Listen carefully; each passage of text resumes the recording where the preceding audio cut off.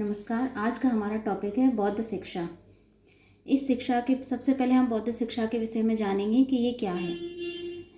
इस शिक्षा के विषय में डॉक्टर आर के मुखर्जी ने लिखा है कि बौद्ध मठ बौद्ध शिक्षा और ज्ञान के केंद्र थे।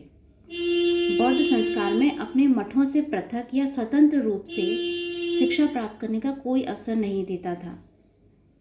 इस काल में धार्मिक और लौकिक सब प्रकार की शिक्षा भिक्षुओं के हाथ में थी।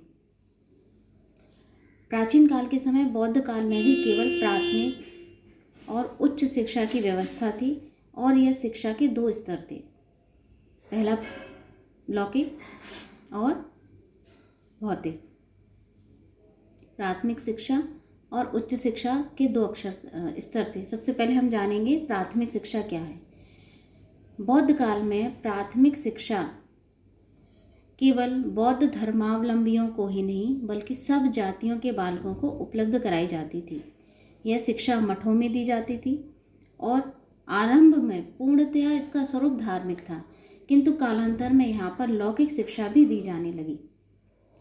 प्राथमिक शिक्षा को आरंभ करने की आयु 6 वर्ष की थी।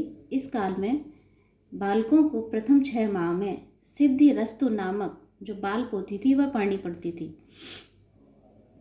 इसमें 12 अध्याय और वर्णमाला के 49 अक्षर थे।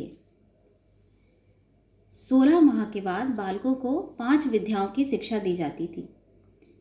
कौन कौन सी? सबसे पहले शब्द विद्या, तर्क विद्या, चिकित्सा विद्या, आध्यात्म विद्या और शिल्प स्थान विद्या।